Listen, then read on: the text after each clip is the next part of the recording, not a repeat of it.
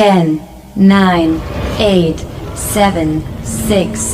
5, 4, 3, 2, 1. Assalamualaikum warahmatullahi wabarakatuh. Bapak Ibu. Waalaikumsalam warahmatullahi wabarakatuh.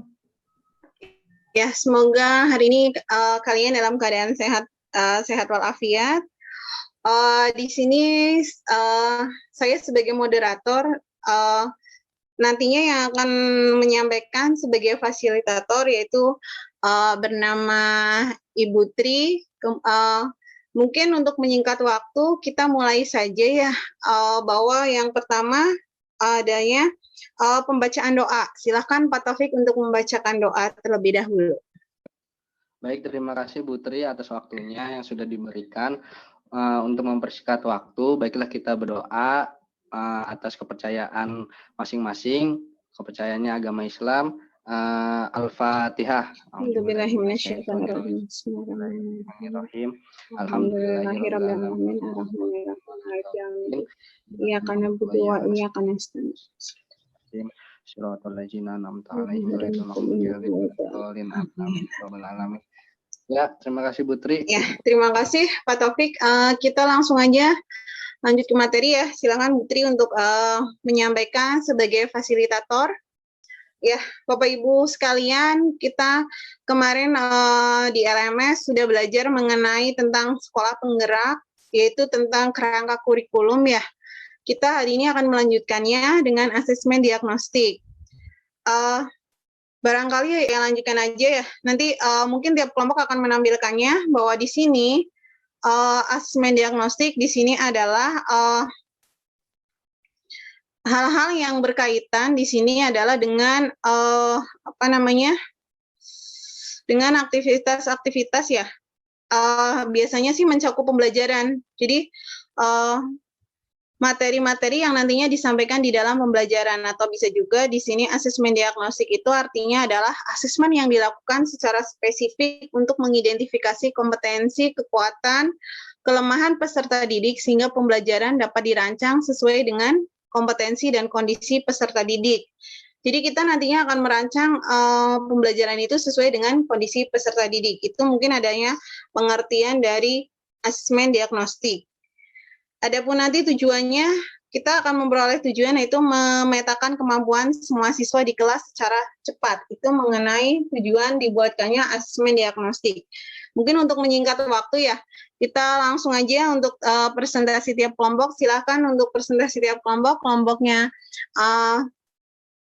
Butia dan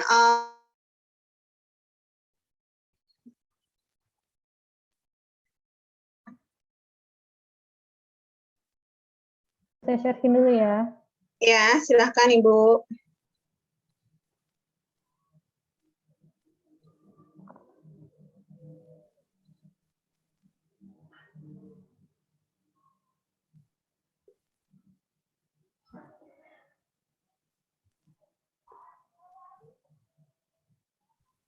Assalamualaikum warahmatullahi wabarakatuh. Ya, Waalaikumsalam warahmatullahi wabarakatuh. Saya dan Bu Wida akan mempresentasikan tentang asesmen diagnostik. Ya. Jadi, apa itu asesmen diagnostik?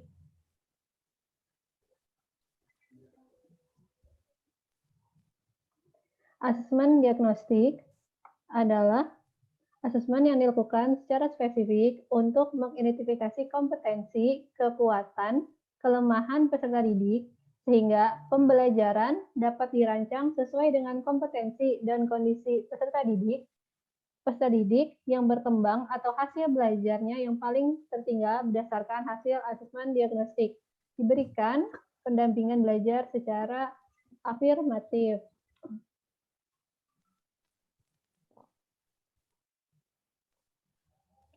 Nah, tujuannya yaitu untuk memetakan kemampuan semua siswa di kelas secara cepat, mengetahui siswa yang sudah paham, agak paham, dan siapa saja yang belum paham. Dengan demikian, guru dapat menyesuaikan materi pembelajaran dengan kemampuan siswa.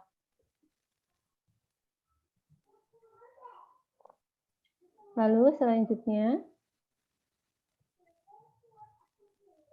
langkah-langkah yang dilakukan oleh sekolah antara lain, yang pertama, kepala sekolah bertanggung jawab untuk memastikan asesmen dilakukan di semua kelas di minggu pertama dan secara berkala pada awal pembelajaran. Lalu yang kedua, guru perlu mempersiapkan pelaksanaan asesmen dengan kegiatan.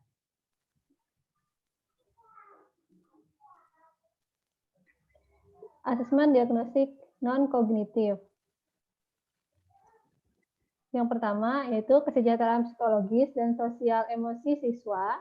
Yang kedua, aktivitas siswa selama belajar di rumah. Yang ketiga, kondisi keluarga dan pergaulan siswa. Yang keempat, gaya belajar, karakter, serta minat siswa. Nah, selanjutnya materi akan dilanjutkan oleh Miss Wida.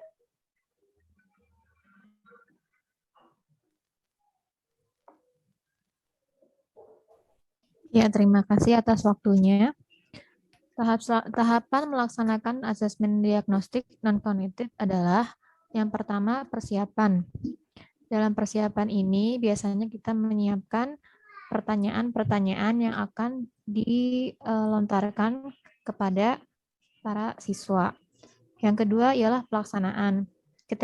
Ketika pelaksanaan ini biasanya kita melakukan wawancara singkat sebelum proses pembelajaran agar bisa mengetahui kelemahan siswa. Dan yang terakhir adalah tindak lanjut. Setelah kita melaksanakan pelaksanaan diagnostik non-kognitif, apa yang kita dapatkan? Tindak lanjutnya bisa memetakan kemampuan siswa berdasarkan dari yang tinggi, sedang, dan rendah. Selanjutnya ialah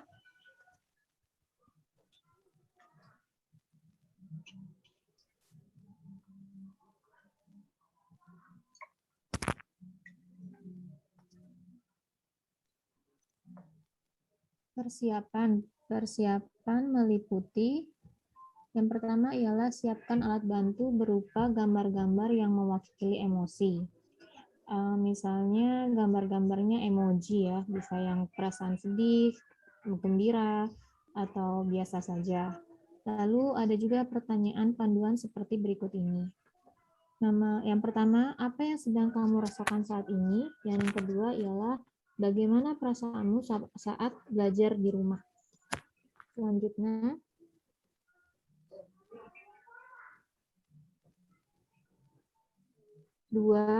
buat pertanyaan kunci mengenai aktivitas siswa. Pertanyaan tersebut dapat berupa, misalnya, apa saja kegiatanmu selama belajar di rumah? Yang kedua ialah, apa hal yang paling menyenangkan dan tidak menyenangkan ketika belajar di rumah? Dan yang ketiga ialah, apa harapanmu?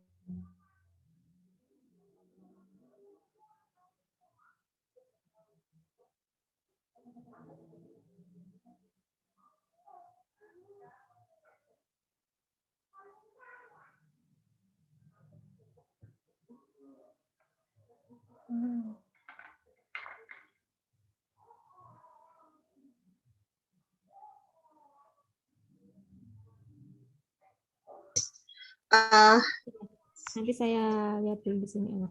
Iya, ini udah mulai muncul. Sudah kelihatan, Bu? Sudah terlihat, sudah. Tahap pelaksanaannya ialah meminta siswa mengekspresikan perasaannya selama belajar di rumah serta menjelaskan aktivitasnya.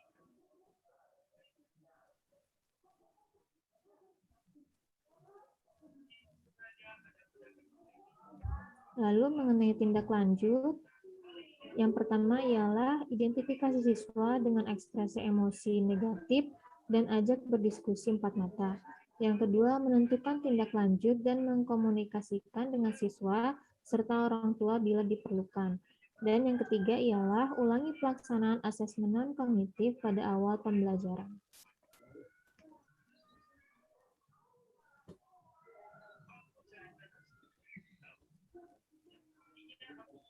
Asesmen diagnostik kognitif ini bertujuan mendiagnosis kemampuan dasar siswa dalam topik sebuah mata pelajaran, agar kita sebagai guru bisa mengetahui kelemahan dan kekuatan siswanya.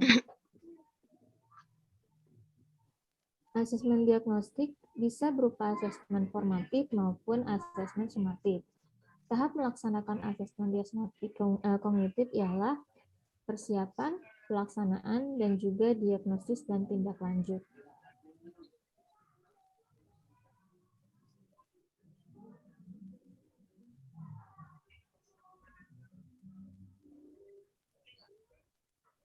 Kegiatan pelaksanaan dan persiapan. Pertama ialah buat jadwal pelaksanaan asesmen. Yang kedua, identifikasi materi asesmen berdasarkan penyederhanaan kompetensi dasar yang disediakan oleh Kementerian Pendidikan dan Kebudayaan. Yang ketiga, susun 10 soal sederhana, misalnya 2 soal sesuai kelasnya dengan topik semester 1, 6 soal dengan topik satu kelas di bawah untuk semester 1 dan 2, dan juga 2 soal dengan topik 2 kelas di bawah untuk semester 2-nya.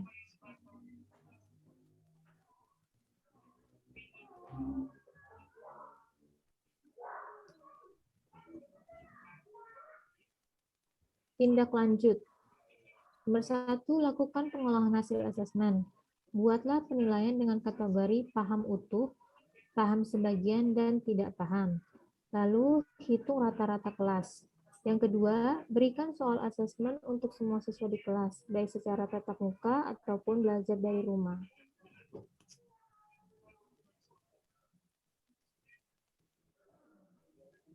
Yang ketiga, lakukan penilaian pembelajaran topik yang sudah diajarkan sebelum memulai topik pembelajaran baru, untuk menyesuaikan pembelajaran sesuai dengan rata-rata kemampuan siswa.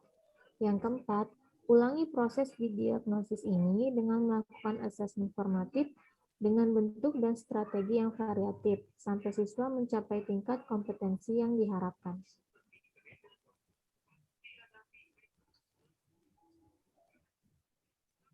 Ya, sekian presentasi dari kelompok kami. Kurang lebihnya mohon maaf. Assalamualaikum warahmatullahi wabarakatuh. Waalaikumsalam warahmatullahi wabarakatuh. Tadi bagus sekali ya presentasi dari kelompok 1, Miss Wida dan Butia di situ mengenai asesmen diagnostik. Barangkali kelompok lain ingin menambahkan atau mau mengkritisi atau ingin memberikan masukan, silahkan. Ya, Bu Tri, Ya. Saya boleh bertanya?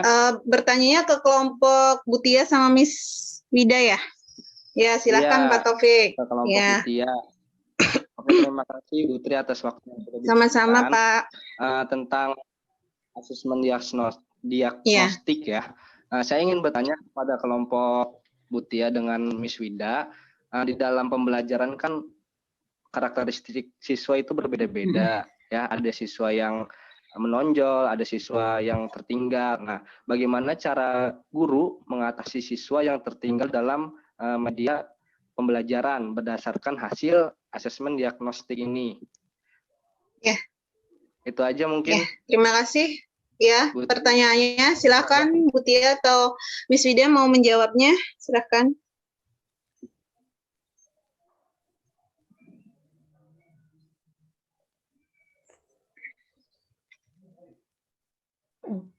Saya aja yang jawab ya Pak ya?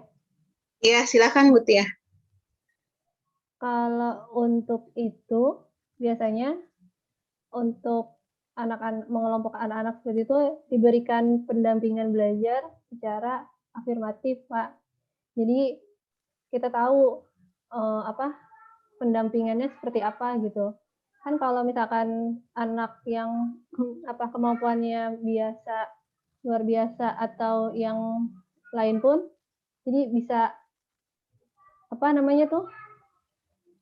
kita lebih fokus gitu. Jadi kalaupun kemampuan anak yang paling rendah pun ketika kita dampingi, dia bisa naik tingkat Pak gitu kemampuannya dibanding yang sebelumnya.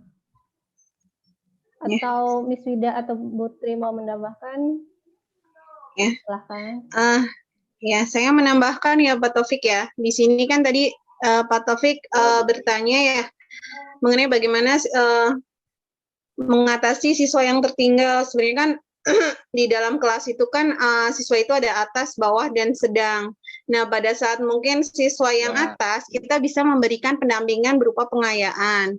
Kemudian siswa yang bawah, kita bisa memberikan pendampingan berupa remedial. Dan remedial ini kita juga disesuaikan dengan kemampuan dari peserta didik tersebut. Biasanya sih di dalam kelas itu paling banyak adalah siswa yang memiliki kemampuan yang sedang, dan kita juga bisa mengkolaborasikan itu, mendampingi siswa yang sedang itu.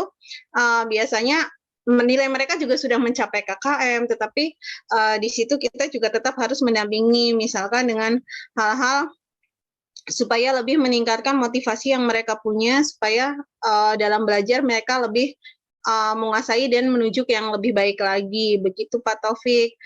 Ada pertanyaan lagi mungkin dari peserta yang lain? Saya Bu mau bertanya, Sensei dan Bu Tia, di sini nama saya Bu Mute. Saya mau bertanya, apakah guru perlu mempersiapkan pelaksanaan asesmen? Ya, silahkan Bu Tia atau Miss Wida mau menjawab hal itu. Ya, izin menjawab ya Ibu. Jawabannya ialah perlu, karena dengan membuat persiapan gambar, misalnya kita membuat persiapan gambar berupa poster, membuat daftar pertanyaan, dan hal yang paling menyenangkan apa dari siswa itu. Karena dengan persiapan ini kita dapat mengetahui apa saja yang akan kita diagnostik selanjutnya. Mungkin seperti itu ya Ibu. Terima kasih.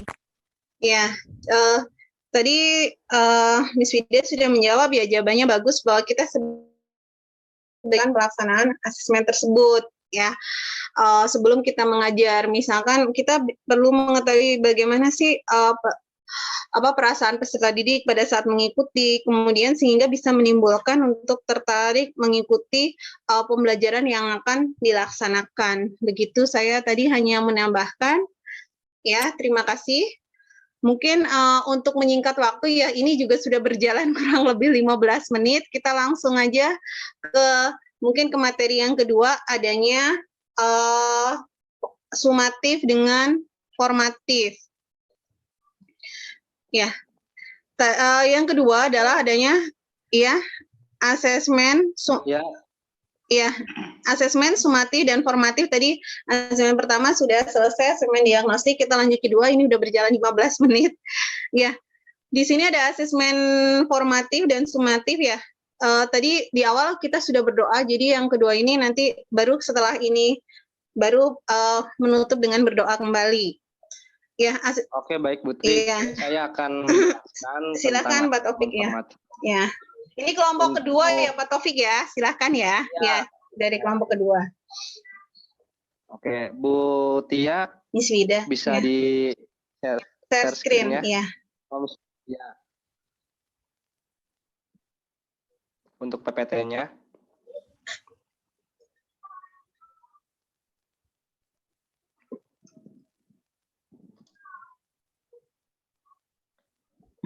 Bu Tia. Bisa share screen, Bu Tia. Minta tolong ya, untuk PPT asesmen formatif dan sumatifnya.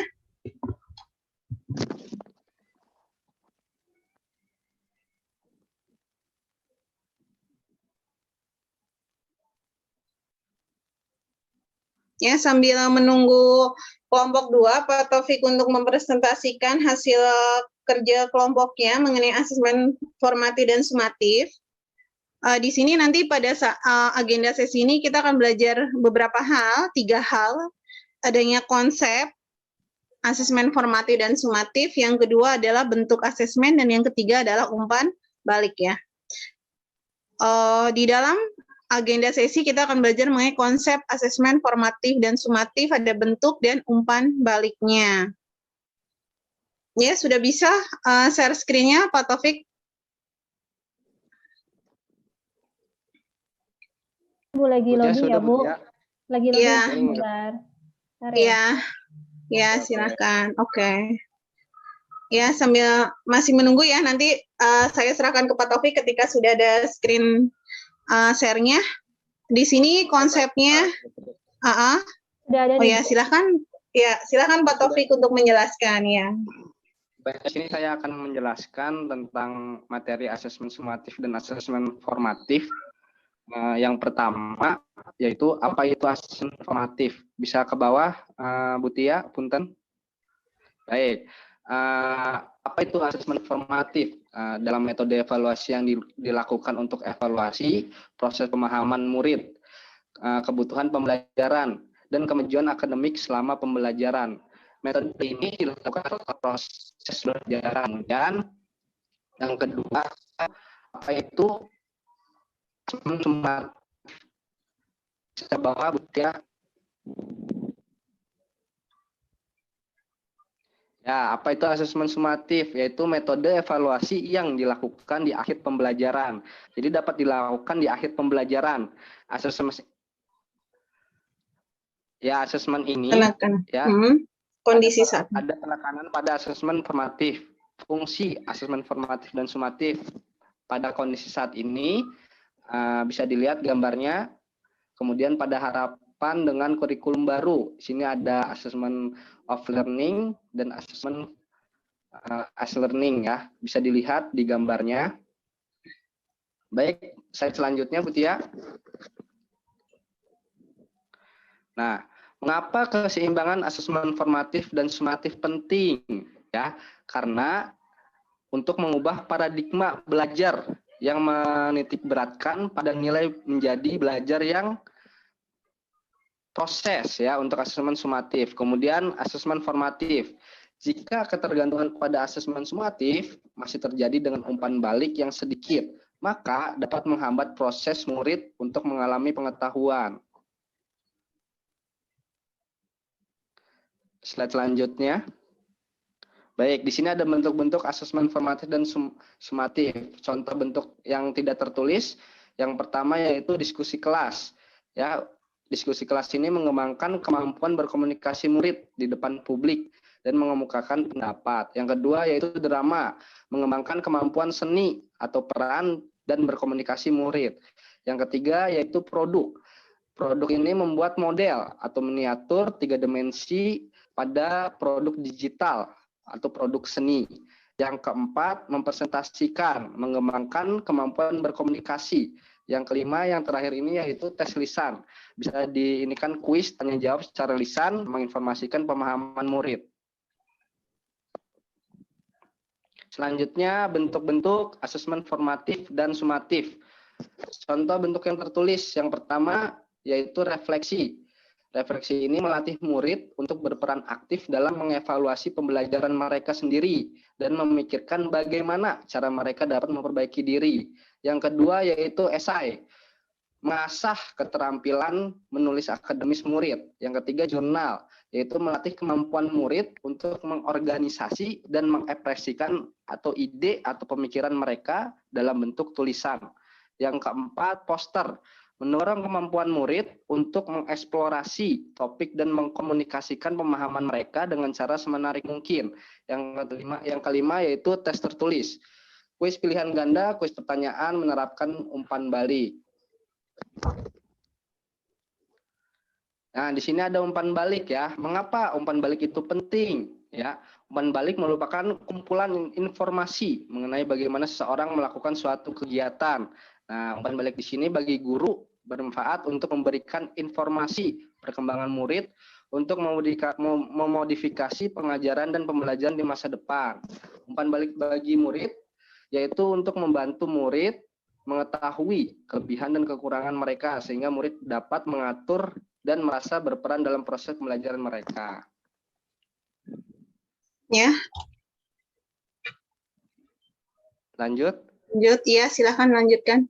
Nah, di sini yaitu cara membuat umpan balik yang efektif. Yang pertama harus terdiri dari fit up. Fit up itu mengklarifikasi tujuan dengan murid. Nah, di dalam fit up ini ada feedback, kemudian feed forward. Ya, membutuhkan tujuan dan sasaran yang jelas dan dapat dimengerti oleh murid dan guru. Yang selanjutnya memungkinkan murid untuk mengidentifikasi apa yang mereka ketahui, kemudian apa yang mereka pahami, di mana mereka membuat kesalahan, dan di mana mereka memiliki kesalahpahaman.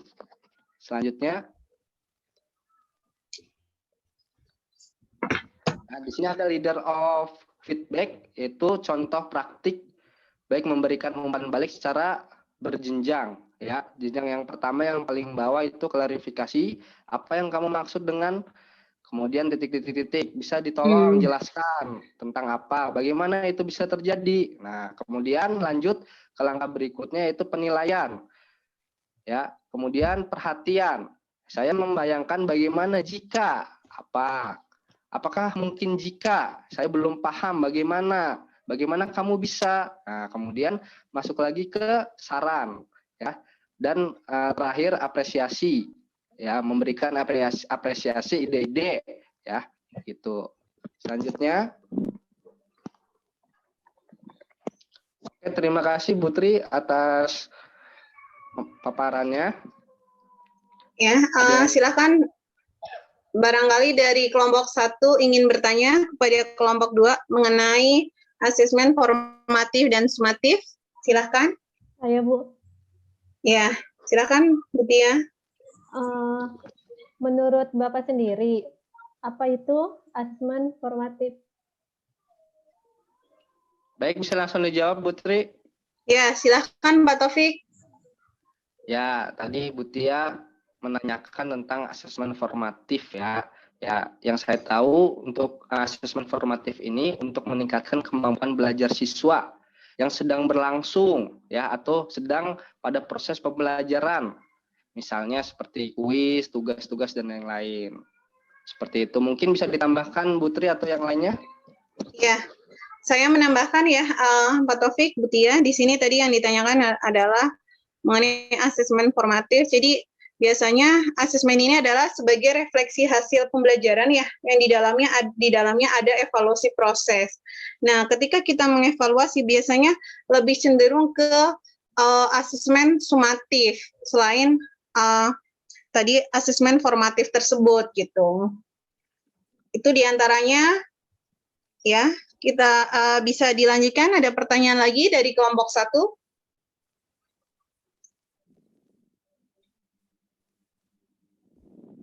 Silakan dari kelompok 1 ada pertanyaan lagi untuk kelompok 2? Enggak ada Bu, cukup. Cukup? Ya, kalau cukup berarti saya tinggal merefleksi ya atau menyimpulkan bahwa tadi adanya asesmen diagnostik. Pada dasarnya bahwa asesmen diagnostik ini adalah mengenai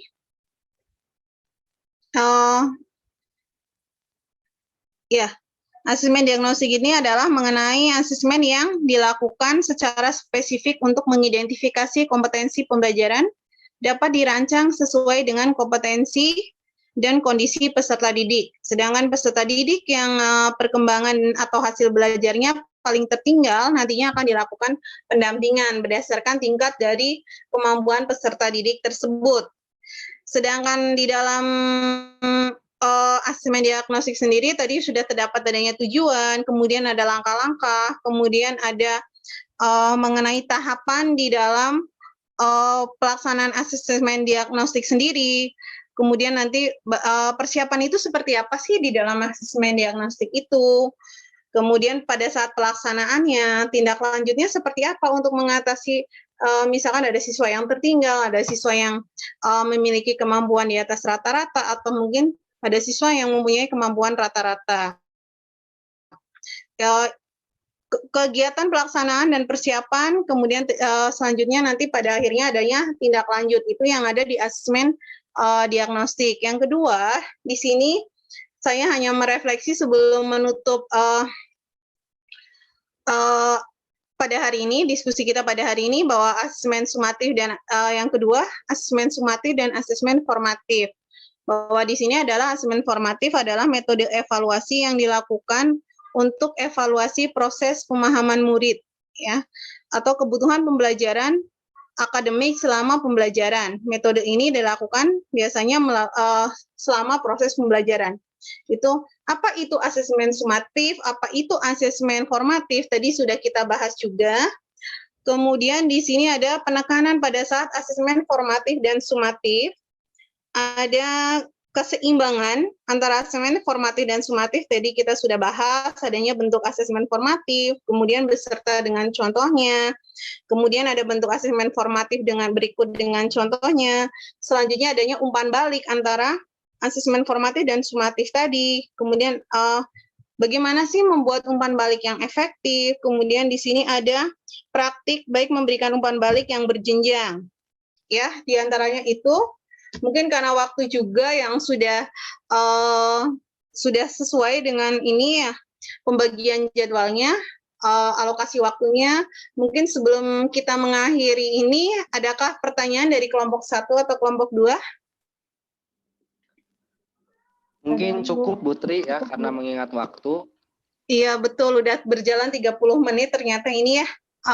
Baiklah, sebelum kita tutup materi hari ini di LMS ini, silakan untuk menutup doa, Pak Taufik, saya persilahkan. Oke, terima kasih Butri. Untuk menutup doa ini, saya akan memimpin untuk mengakhirinya. Baik, ya semoga kita bisa mencerna ya materi yang sudah disampaikan oleh teman-teman kita dan oleh fasilitator kita Bu Trigayu. Semoga kita dapat mencernanya lebih baik lagi. Baik, untuk mengakhiri kegiatan dan aktivitas hari ini, kita berdoa menurut agama dan kepercayaan masing-masing. Berdoa dipersilakan.